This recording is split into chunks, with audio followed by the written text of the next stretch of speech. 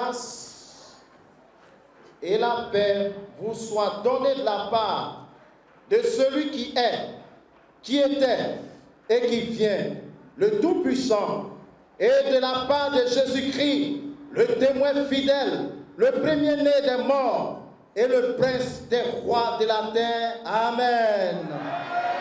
Invoquons le Seigneur notre Dieu.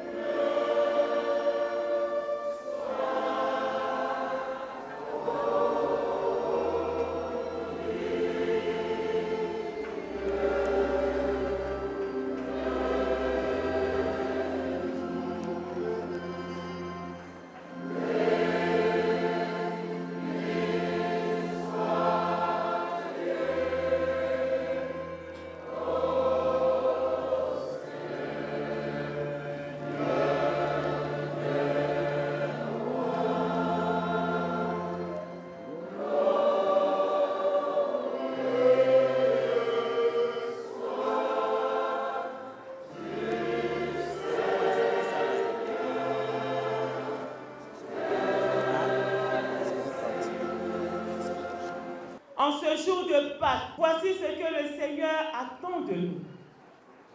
Si donc, vous êtes ressuscités avec le Christ, cherchez les choses d'en haut, où Christ est assis à la droite de Dieu. Affectionnez-vous aux choses d'en haut, et non à celles qui sont sur la terre. Faites mourir les membres qui sont sur la terre. L'impudicité, l'immoralité, les passions, les mauvais désirs et la cupidité qui est une idolâtrie. C'est à cause de ces choses que la colère de Dieu vient sur les fils de la rébellion. Tel est notre nouveau statut de croyants en Christ ressuscité. Nous sommes des enfants célestes, des personnes d'en haut, avec les exigences qui en dépendent, à savoir mourir volontairement en nous-mêmes pour évacuer le péché qui nous enclave. C'est pourquoi je vous invite à vous humilier avec moi devant le trône de la grâce céleste pour lui confesser nos péchés. Dieu vivant, nous nous humilions de n'être pas devant toi un peuple aussi débordant de joie. En ce jour où nous célébrons la résurrection de ton Fils, à cause du souvenir difficile de nos péchés. Par le pouvoir de ton Fils ressuscité des morts, fais de nous des créatures nouvelles, capables de t'aimer, d'aimer notre prochain et de te servir en vraie sainteté et justice tous les jours de notre vie. Accorde-nous de mourir à nous-mêmes pour vivre avec lui et pour lui. Si Christ n'est pas ressuscité, notre foi est vaine et nous sommes encore dans nos péchés. Mais maintenant, Christ est ressuscité des morts. Il est le premier de ceux qui sont morts. Car, puisque la mort est venue par un homme, c'est aussi par un homme qu'est venue la résurrection des morts. Et comme tous meurent en Adam, de même, tous revivront en Christ. Fondés sur cette assurance, nous pouvons déclarer que nos péchés nous sont pardonnés pour que nous vivions pour le Seigneur et pour sa gloire. Amen. Amen. Gloire soit au Père, gloire au Fils, gloire au Saint-Esprit.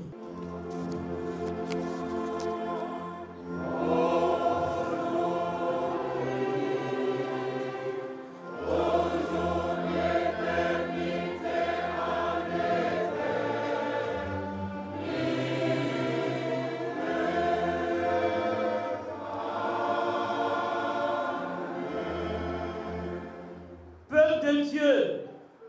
d'une compagnie du ressuscité.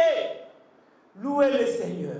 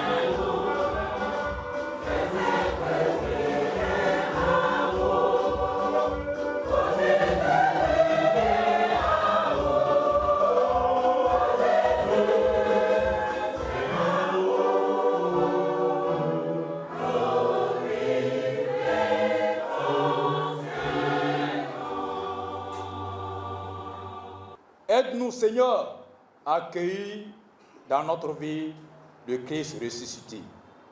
Éclaire notre route. Fais de nous des vivants. Amen.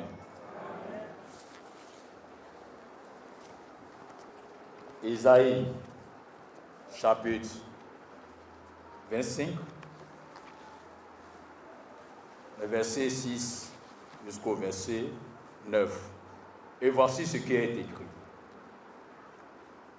L'Éternel des armées prépare à tous les peuples sur cette montagne un festin de mets succulents, un festin de vin vieux, de mets succulents pleins de moelle, de vin vieux clarifié.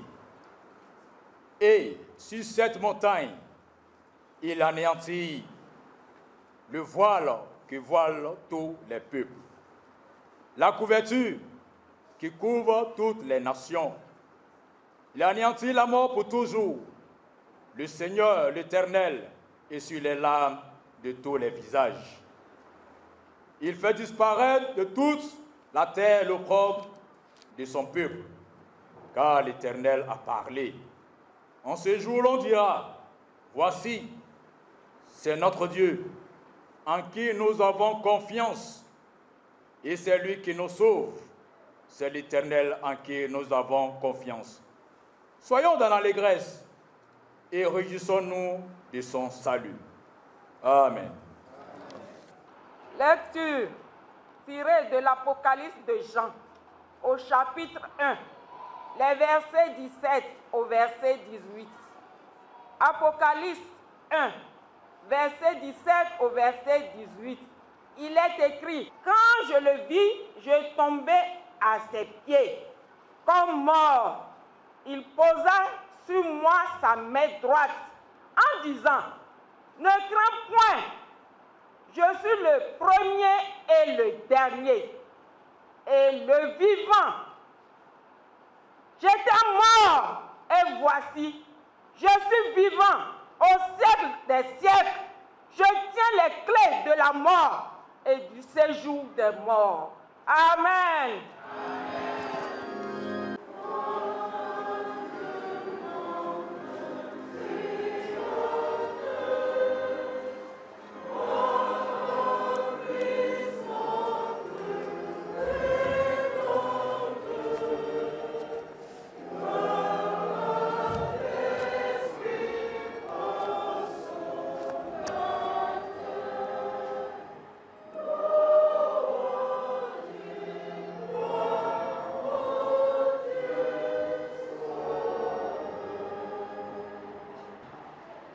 Jean chapitre 20.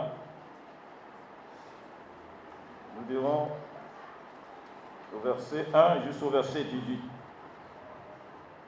Le premier jour de la semaine, Marie de Magdala se rendit au sépulcre dès le matin, comme il faisait encore obscur.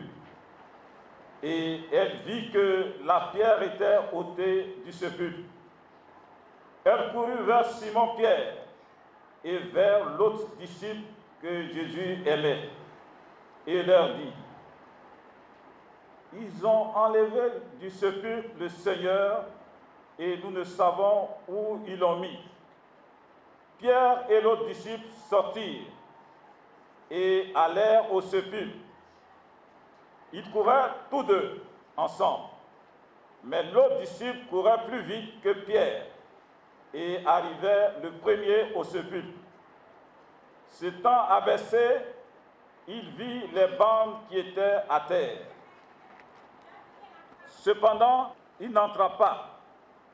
Simon-Pierre, qui le suivait, arriva et entra dans le sépulcre.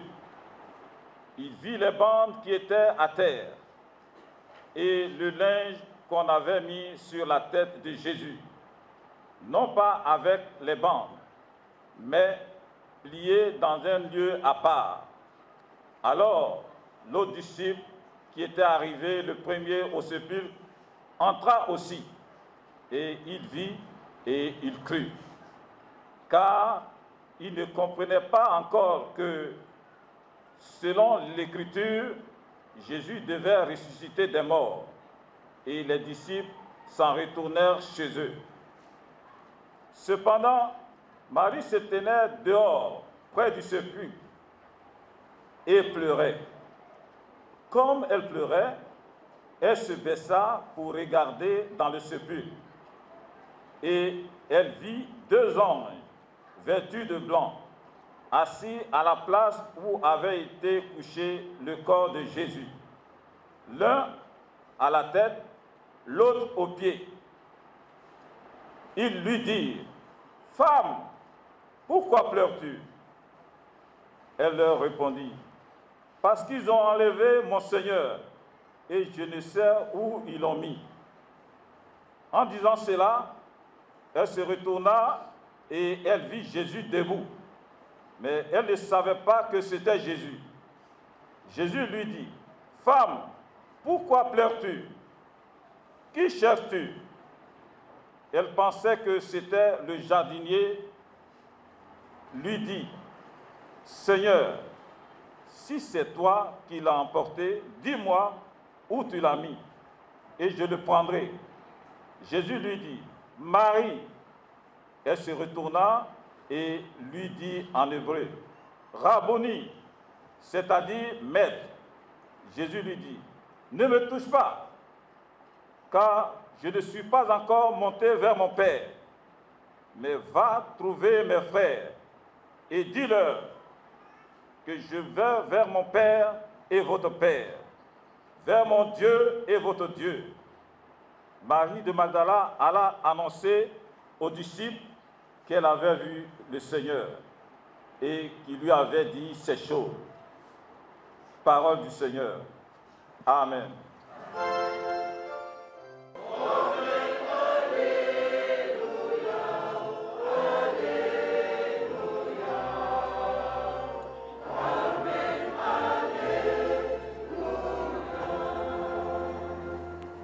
Avec la chorale, nous exécutons le cantique numéro 120 de notre recueil Gloire à Dieu.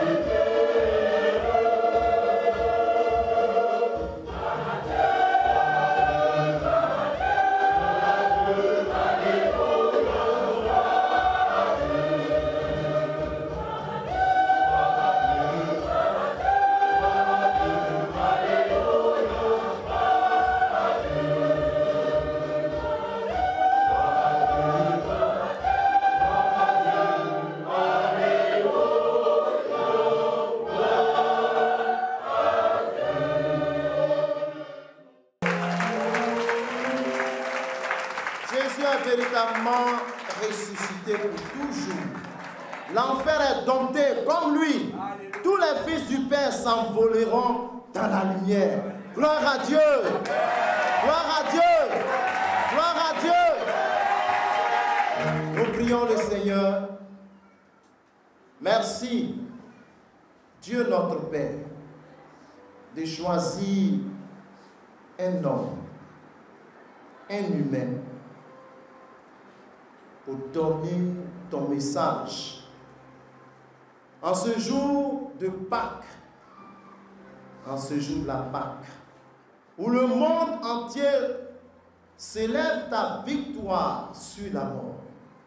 Seigneur, que nous soyons simplement un canal par lequel tu veux parler, instruis-nous et enseigne-nous au nom de Jésus. Amen.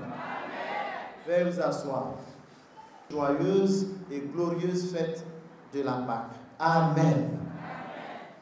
La mort est un fait, bon français on va dire un fait sociétal, un fait de la société ou bien de société. Car aujourd'hui, elle frappe toutes les couches sociales. Elle frappe toute personne.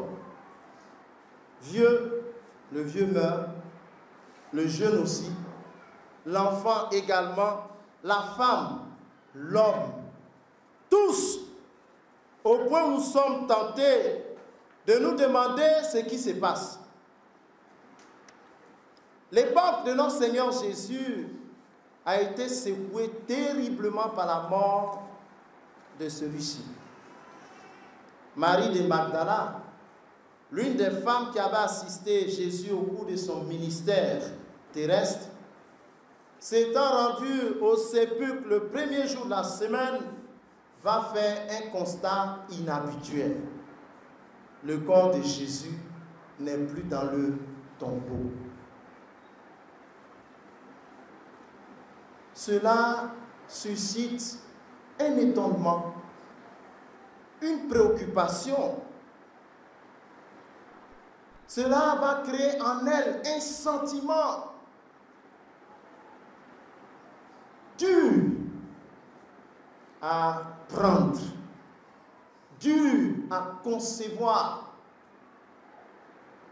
parce que un être humain qui a été mis dans un tombeau, en réalité, on devait pouvoir le retrouver après sa mise en tombeau, si on partait pour regarder. Mais Marie constate que Jésus n'est plus dans le tombeau. Frères et sœurs, elle s'est mise à pleurer de toutes ses larmes. Et le Seigneur Jésus, à la suite des deux anges, lui posa cette question. Femme, pourquoi pleures-tu? Qui cherches-tu? Femme, pourquoi pleures-tu? Qui cherches-tu? Question qui constitue le thème de notre prédication en ce jour de la Pâque, tiré de l'évangile de Jésus-Christ selon Jean, le chapitre 20 verset 18a, et qui dit ceci. Femme, pourquoi pleures-tu? Qui cherches-tu? De quoi s'agit-il? Que comprendre par ce thème? Quel enseignement pour nous, chrétiens d'aujourd'hui? Bien-aimés frères et sœurs, ce sont là autant de questions autour desquelles nous bâtirons notre prédication de ce jour. De quoi s'agit-il? Au premier point, nous essaierons dans cette partie de vous donner la chronologie des faits. La dernière semaine, les récits des évangiles consacrent de nombreuses pages à la dernière semaine de la vie de Jésus sur terre, celle qui précède la crucifixion. Jésus participe à une petite fête à Jéricho, dans la maison de Simon le lépreux. Et c'est là que Marie l'a oint d'un parfum de grand prix et lui a essuyé les pieds avec ses cheveux. Le lendemain, dimanche, Jésus est entré à Jérusalem assis sur un ânon sur lequel ses disciples avaient déposé leurs vêtements. La foule venue à Jérusalem pour adorer va proclamer Jésus roi et demande son secours pour être sauvé de la main de l'oppresseur, c'est-à-dire des Romains. Le soir, Jésus et ses disciples retournent à Béthanie, sachant que le QG de Jésus, c'est à Béthanie. Ils retournent donc à Béthanie pour revenir le lundi à Jérusalem. C'est en cours de chemin qu'il maudit le figuier stérile. Le mardi de la même semaine, les autorités juives demandent par quelle autorité Jésus fait les miracles. C'est peut-être le même soir de ce jour que Judas alla vendre Jésus en recevant 150 francs de nos jours, prix d'un esclave en ce temps-là. Notre Seigneur Jésus passe le mercredi à Béthanie et s'y repose. Le jeudi soir, il mange la Pâque avec ses disciples, indiquant la personne chez qui il doit manger cette Pâque. Les disciples vont trouver cet homme qui avait déjà tout préparé. Les disciples, au cours du repas, chercheront à savoir qui est le plus grand parmi eux tous. Alors Jésus les enseigne et lave leurs pieds pour leur montrer qu'ils doivent être humbles. Jésus et les 11 disciples quittent la chambre haute pour le jardin de Gethsémani. Et c'est là que Judas Iscariote et ses acolytes vont se ruer sur Jésus pour l'arrêter comme un vulgaire personnage, comme un brigand, un malfaiteur. Et nous pouvons constater cela dans Jean chapitre 18, versets 1 à 14. Conduit donc devant les autorités, Jésus est jugé à la fois par les autorités religieuses et civiles, sans même une mise en vue ou bien une mise en garde. Ce qui est anormal pour enquête. Parce que si on arrête quelqu'un, on ne le juge pas automatiquement. On le garde quelque part pour revoir les faits et ensuite mener les enquêtes avant de prononcer le procès. Mais regardez quelle rapidité a été faite en ce qui concerne Jésus. Les autorités religieuses, c'est-à-dire les Juifs, le Sanhédrin, s'est levé pour condamner déjà Jésus. L'État aussi est rentré là-dedans, parce que l'État, c'était l'État romain qui gouvernait à cette époque, est entré là-dedans. Le procès religieux a été illégalement organisé au cours de la même nuit. Illégalement. Comme si Jésus n'avait pas de droit. La décision prise a été confirmée dès le lever du jour. Le procès civil, quant à lui, a eu lieu le vendredi matin devant Pilate. Jésus est passé de Pilate à Hérode, de Pilate à Hérode. Et au sortir de la cour de Pilate, il a été amené hors des murs de Jérusalem vers la colline de Golgotha, où il a été crucifié le vendredi vers donc 9h du matin, selon Matthieu 27, verset 32 au verset 56. Jésus est crucifié sur la croix, considéré comme un brigand, un malfaiteur. Le soir donc, Joseph d'Arimathée et Nicodème vont aller voir le gouvernement romain pour prendre le corps de Jésus en vue de l'ensevelir. Un tombeau neuf dans lequel aucun corps n'a été placé sera donc le tombeau de Jésus. Une grosse pierre va fermer l'entrée de ce tombeau. Le gouverneur, l'État donc romain, va mettre des gardes pour surveiller. Parce que pour eux, les disciples étaient capables de venir voler le corps de Jésus et dire autre chose. Et c'est ce qui va se passer donc dans cette histoire et qui va nous conduire automatiquement à comprendre. Jésus, dans le tombeau, il y passe le premier jour. La Bible dit qu'il est descendu aux enfers pour apporter le salut à tous ceux qui étaient morts, leur donner la possibilité d'être sauvés. Cela ne veut pas dire qu'après notre mort, on peut être sauvé. C'est Jésus seul qui peut le faire. Et de façon exceptionnelle dans ce texte, il a fait. Bien-aimé, il passe un deuxième jour. Nous sommes donc à samedi. Parce que Jésus ne pouvait pas rester sur la croix le jour de la fête juive, le Shabbat, le jour d'adoration. C'est pourquoi son corps est enlevé et mis au tombeau.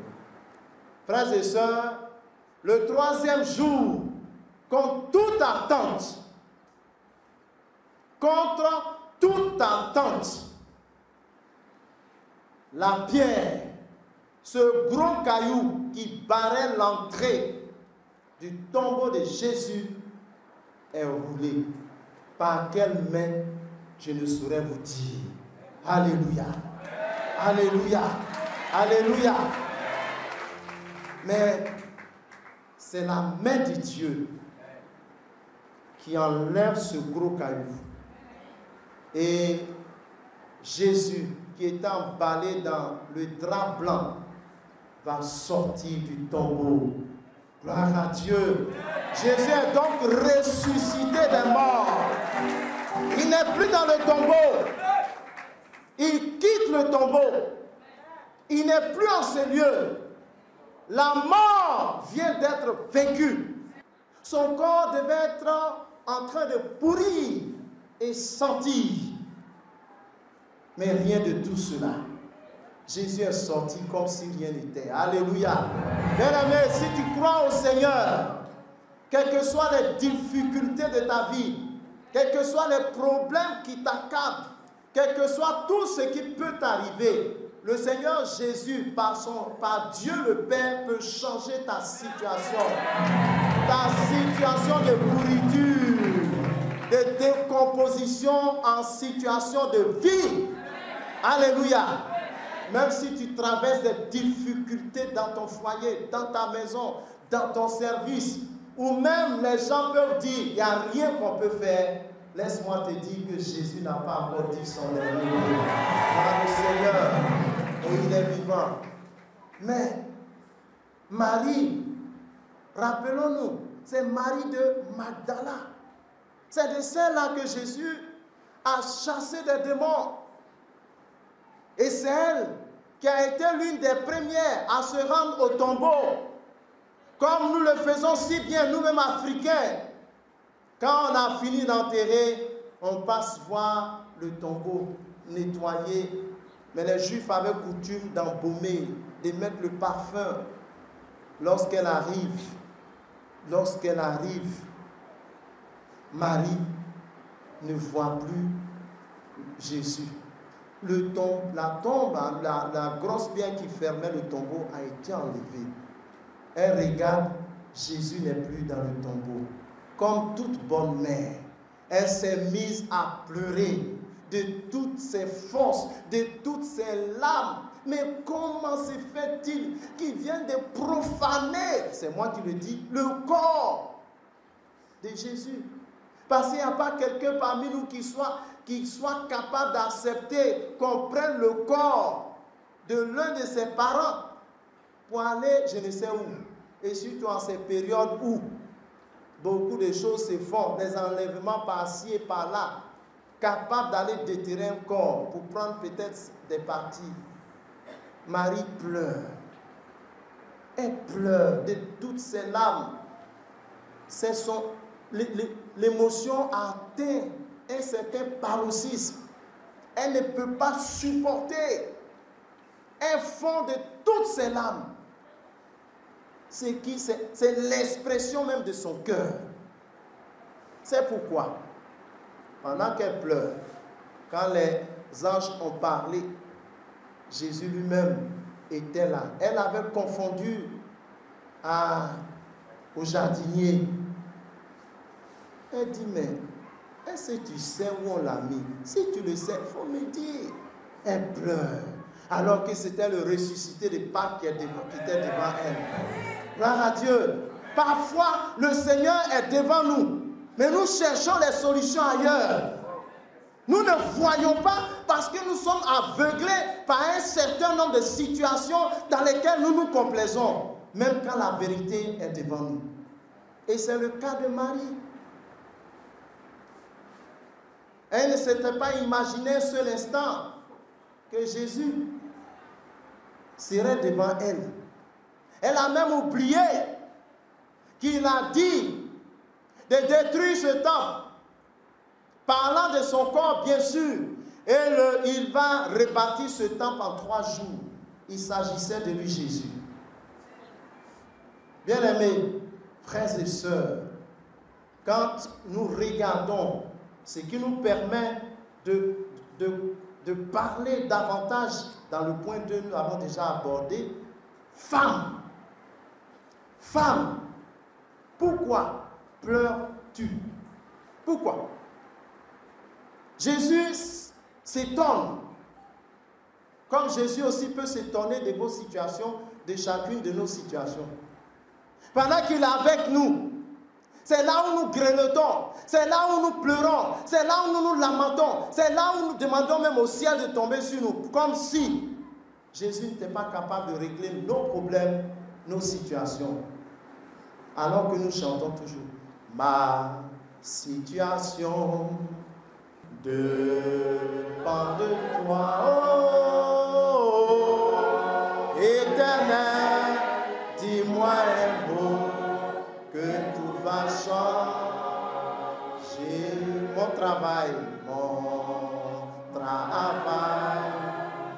dépend de toi, oh, Éternel, dis-moi un mot que tout va changer. Mon foyer dépend de toi, oh, Éternel, dis-moi un mot que tout va changer. Est-ce que tu peux acclamer le roi des rois? Parce qu'un mot, tout peut changer pour toi aujourd'hui. Alléluia. Gloire à Jésus. Peuple de Dieu, c'est une question que Jésus nous pose aujourd'hui, nous qui sommes là. C'est pourquoi j'ai voulu chanter ce cantique avec vous en parlant de ces situations que tu vis. La situation que tu traverses. Marie était tellement omnubilée par son affaire de voir Jésus couché qu'elle ne voyait pas Jésus ressuscité. Et beaucoup d'entre nous sommes dans ce contexte-là. On voit Jésus mort. Celui qui est mort n'est pas capable de faire quelque chose. Un mort ne peut pas se mettre au travail. Un mort ne peut pas dans sa position, sa posture s'exprimer. Un mort ne peut pas agir. Mais laisse-moi te dire que mon Jésus n'est pas mort. Et même s'il est mort, il est ressuscité. Alléluia. Il est ressuscité. Il est mort à cause de tes péchés. Il est mort à cause de ta situation. Il est mort à cause de ta famille. Il est mort à cause de ton foyer. Il est mort à cause de tes enfants. Il est mort à cause de ta nation. Il est mort à cause de toutes les difficultés auxquelles tu es confronté. C'est pour cela que Jésus est mort. Et il meurt dans son corps par rapport à toutes tes situations. Mais il vit à jamais. Alléluia, il vit à jamais. Et les textes que nous avons lus, les textes parallèles, ont confirmé que Jésus a vaincu la mort. Jésus a vaincu la mort. Et nous sommes ceux-là, nombreux, qui entendons la parole de Dieu. Mais nous ne croyons pas que Jésus soit capable. Peut-être certains même doutent, est-ce que Jésus même est ressuscité? Paul dit, si Christ n'est pas ressuscité, notre prédication est vaine. Nous serons encore dans nos péchés et nous prêcherons autre chose que Jésus. Mais Jésus est ressuscité. Je disais tantôt aux gens, si tu veux, il faut croire. Si tu veux, il ne faut pas croire. Mais Jésus est la référence numéro 1. Alléluia. Il n'y a pas deux. Il n'y en a pas. L'histoire nous dit avant et après Jésus. Il n'y a pas autre. Gloire à Dieu. Les scientifiques reconnaissent cela. Les philosophes reconnaissent cela. Les littéraires reconnaissent cela. Tous les êtres, tout le monde reconnaît. Mais c'est accepter qu'il y a un problème. Mais je veux te dire que tu es dans la bonne position. Dis à ton frère, tu es au bon endroit. Il faut lui dire ça. Oui, tu es au bon endroit. Le bon endroit là, c'est là où Jésus est. Et c'est là que tu as choisi. Donc sois heureux. Sois heureux parce que le Christ est avec toi. Il demeure toujours avec toi. Marie, pourquoi pleures-tu? Marie là, on dit femme. Femme. Ça a toutes les femmes. Ce message s'adresse à toi. Pourquoi tu pleures? Quel est ton problème? c'est quoi Jésus n'est pas capable de régler pour toi? Quel est ton problème? Bien-aimés frères et sœurs, pourquoi pleures-tu? Incapable de répondre à cette question, la deuxième question lui est tombée là-dessus. Qui cherches-tu? Qui cherches-tu? Demande à ton frère dans ta langue maternelle, qui cherches-tu? Il faut bien lui demander. Qui cherches-tu? Qui cherches-tu? Nous cherchons ça et là. On se promène, parfois même d'église en église, de ministère en ministère, d'homme de Dieu en homme de Dieu. On dit il va quitter aux États-Unis pour venir, comme si ce qu'il va dire là, toi tu n'as jamais entendu. Est-ce que c'est un autre nom qui va dire ou bien le nom? Quand il quitte au pôle Nord pour venir en Côte d'Ivoire, même à Sikensi, c'est le nom de qui il prononce? Maintenant, est-ce que tu n'as jamais entendu parler de Jésus? Dis à ton frère, quel est ton problème? Parce que si tu as entendu parler de Jésus, tu ne dois pas courir ça et là. Tu ne dois pas courir. Qui cherches-tu véritablement? Alors que la solution est devant elle. Qui cherches-tu?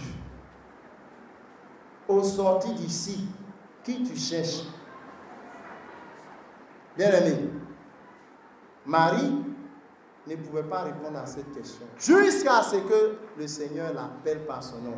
Alors elle dit Rabouni, dans le terme grec qui veut dire Seigneur. Et c'est en ce moment-là qu'elle a reconnu Jésus. Je prie Dieu que les écailles qui sont dans tes yeux tombent au nom de Jésus. Que l'incrédulité qui est dans ton cœur soit brisée au nom de Jésus. Que ton cœur endurci se change en cœur de chair au nom de Jésus. Que la parole de Dieu pénètre dans ton cœur et que tout change en toi. Je vis d'une vie qui ne peut mourir, car Jésus, la vie éternelle,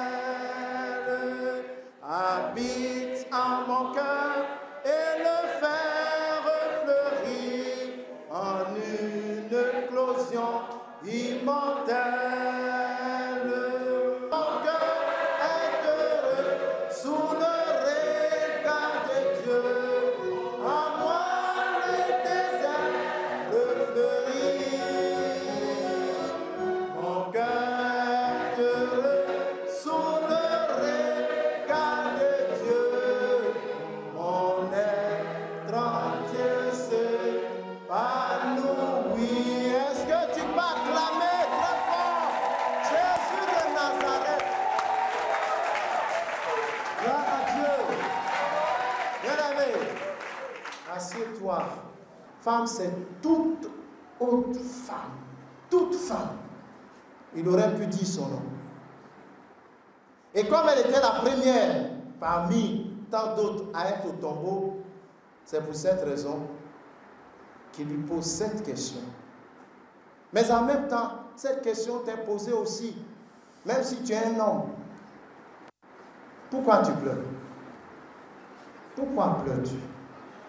Qui tu cherches? Pendant combien d'années tu cherches? Tu cherches quoi? Le Seigneur Jésus est capable de faire toutes choses pour toi. Les malédictions dans lesquelles tu te trouves, le Seigneur peut les briser. J'ai été le fruit de malédiction et d'esprit d'échec, mais par la puissance du Saint-Esprit, cela a été brisé.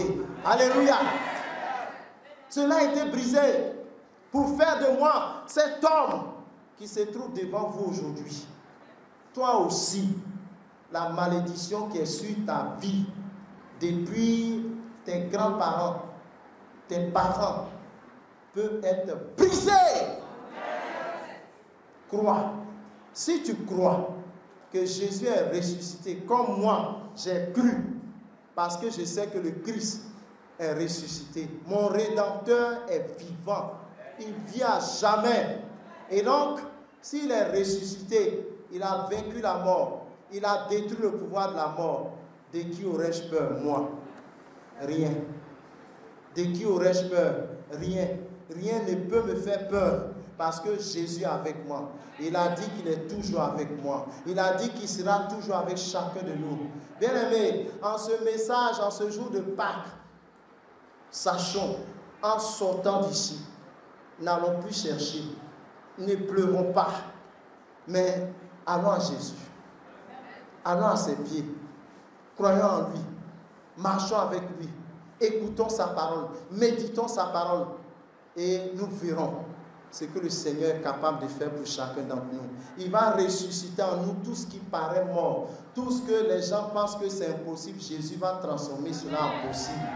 Quand les gens ont mis point sur ta vie, Jésus met la virgule pour dire la vie continue. Que Dieu vous bénisse et que sa grâce soit sur vous. Au nom de Jésus, amen.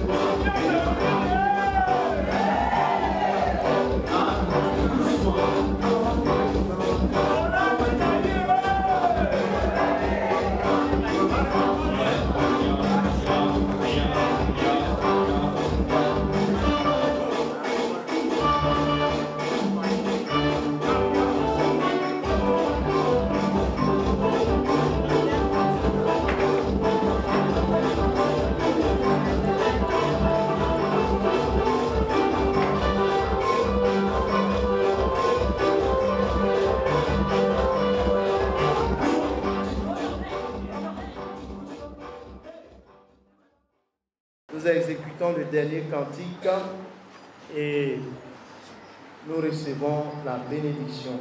Gloire à Dieu 642. Gloire à Dieu 642.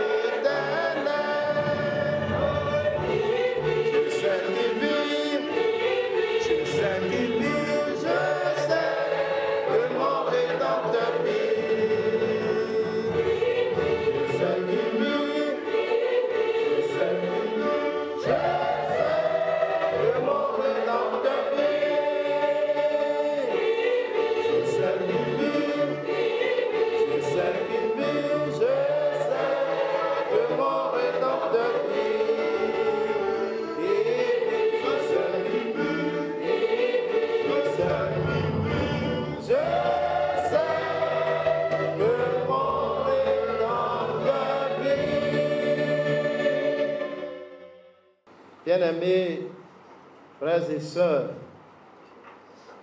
femmes, pourquoi pleures-tu? Qui cherches-tu? Femme, pourquoi pleures-tu? Qui cherches-tu? Ne pleurons pas, ne cherchons pas, parce qu'il est là et il vit avec nous. Jésus, le ressuscité de Pâques. Et c'est lui qui nous renvoie dans sa grâce et dans sa paix.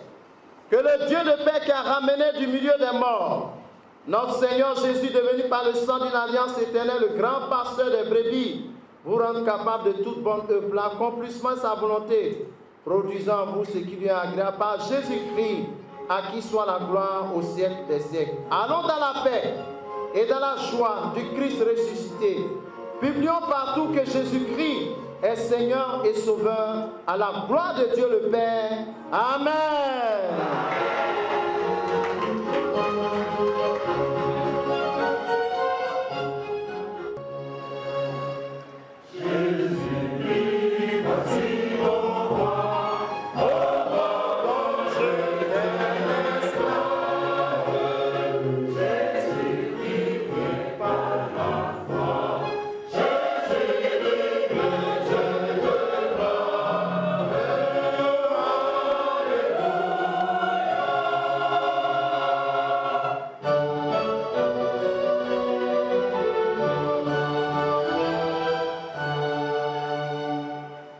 Jésus vit, voici donc.